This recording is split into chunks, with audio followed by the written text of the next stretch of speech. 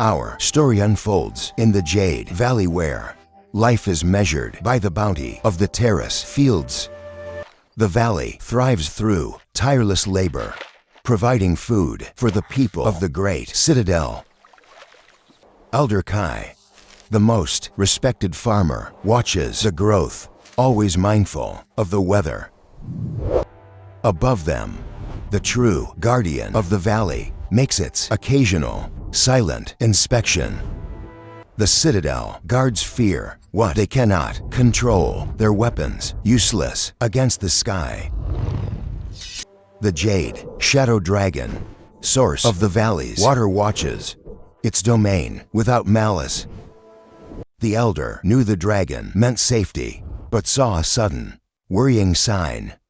The water was receding. A harsh, unexpected drought threatened the fragile system of the terraces. Inside the citadel, the priests sought answers in ancient texts and long-forgotten rituals. The texts confirmed the dragon's role to ensure the essential flow of the river into the paddies. Elder Kai proposed a dangerous journey beyond the valley to find the source of the missing water. The citadel's protectors were hesitant. They trusted walls, not distant rivers.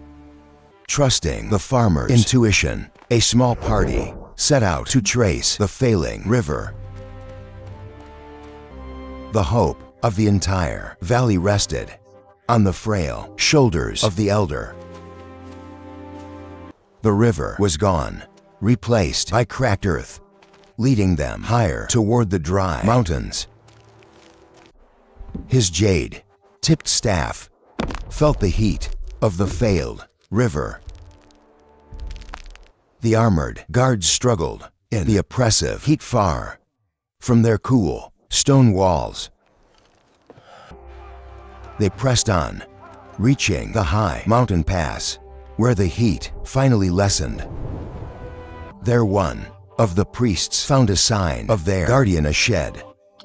Jade scale. The cold, smooth scale confirmed the dragon had been here recently. The dragon had passed, but something had blocked the river's path. A catastrophic rockfall. The river source had not dried up. It had been violently sealed by an unstable mountain face. The guards, trained only for battle, tried to move the immovable with frantic, useless effort. Elder Kai knew they needed power beyond man's measure. He looked to the true engineer of the valley. In an ancient gesture, the elder began a ritual, offering his most precious resource to the sky. The sky gave no immediate answer, remaining silent and vast. His companions watched the display, holding their doubt in check. Then the prayer was answered as the great dragon arrived, sensing the distress. Instinct took over. The guards prepared to fight what they were taught to fear. The elder commanded peace, trusting the ancient pact between the dragon and the land. The dragon registered the emergency, recognizing the threat to the life below. The colossal creature landed, its focus entirely on the massive obstruction. With silent, immense effort, the dragon began to move the immovable. Its resilient scales took the damage, enduring pain for the good of the valley. Witnessing the struggle, the fear of the soldiers and scholars turned to humble reverence. With a final surge of power, the barrier was broken, and the living water was released. The lifeblood of the valley surged past them, a torrent of salvation. The great creature rested, the monumental Task completed.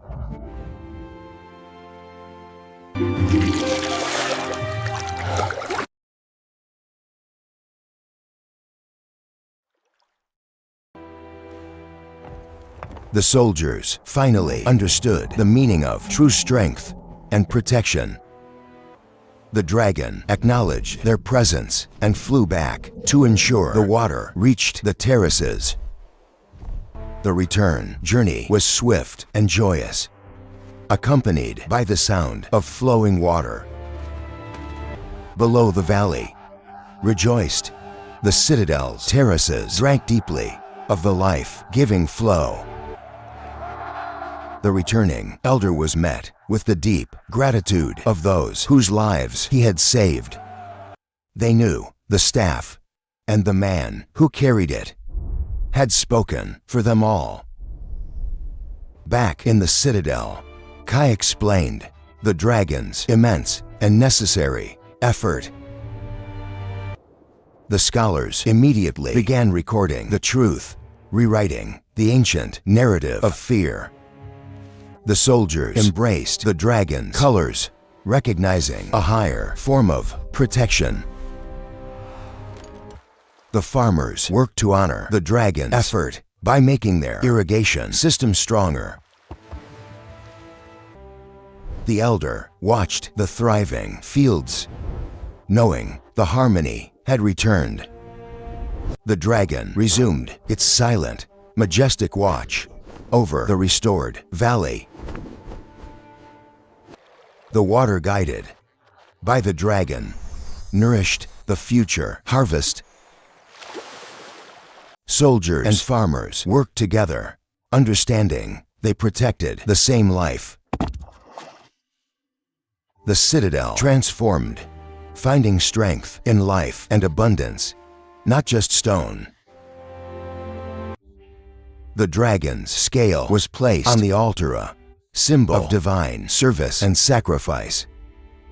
Elder Kai passed on his knowledge, teaching the young to respect the balance of the water. Each sunset was a promise of continued life and prosperity. The farmers offered their silent, heartfelt thanks to their silent protector. The fear was gone, replaced by the surety of a shared fate. In the morning mist, the dragon was often seen flying low, checking the intricate flow of the water. The priests changed their rituals, recognizing the dragon as a blessed provider. The elder ate the dragon's likeness onto the tools of his trade, honoring the work.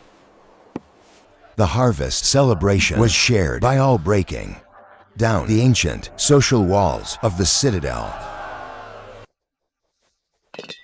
The soldier and the farmer found common ground in their relief and gratitude. The valley offered its abundance, a gift from the fertile ground and the flowing water. The moment of truth arrived. The valley's reward was ready for the sickle. The elder knew this was the finest harvest in living memory, born from struggle. The entire community mobilized, carrying the shared prosperity to the safe walls of the citadel. Soldier, scholar, and farmer each playing a vital role in securing the future. Under the full moon, the true guardian made its final inspection of the harvest. A gesture of blessing and acknowledgement from the creature of the sky. Its passing brought a blessing of wind and good fortune to the land. The elder gave thanks, sharing the first of the harvest with the true owner of the water. The harvest ended, and the valley prepared for the winter and the next year's bounty. The scholars embraced practical knowledge, becoming caretakers of the irrigation systems. The soldiers now protect the water flow with the same vigilance they used to guard the walls. As winter approached, the dragon flew higher, collecting the mountain's cold reserves. Elder Kai waited patiently, trusting the cycle of the seasons and the cycle of trust. The symbol of the farmer's wisdom was polished and ready. The valley slept beneath a blanket of white safe until spring. Within the citadel's walls, the people shared the labor of the winter, securing their future, the symbol of their survival, a reminder of the water's gift. When spring arrived, the mountain's STORED was released, swelling the river once more. The farmers welcomed the water, ready to begin the endless cycle of cultivation again. The soldier and the farmer exchanged gifts of protection and labor, ready for the shared year. The dragon returned the elders' greeting, the pact renewed without words. The elder felt the cool presence of the dragon's promise in the flowing water. The protector acknowledges the vigilance of its people. The work begins anew, driven by the certainty of the dragon's guardianship. Scholars and soldiers now focus their attention on the valley's true source of life. A small tribute rests at the foot of the walls, a prayer for a prosperous year. The Jade Valley thrives, a testament to the knowledge and sacrifice of many. The knowledge passed to the next generation, securing the future. The great dragon ascends into the light, its power acknowledged by all. The elder knew the pact was safe, for the people had learned their lesson in humility. The Harvest Citadel endures, protected by stone water and the wisdom of its people. The symbol of sacrifice remains the most sacred relic of the valley. The wisdom of Elder Kai and the protection of the dragon ensure the eternal cycle of life and harvest. The story of the farmer, the soldier, and the scholar, united by the shadow of the Jade Dragon. The flow continues.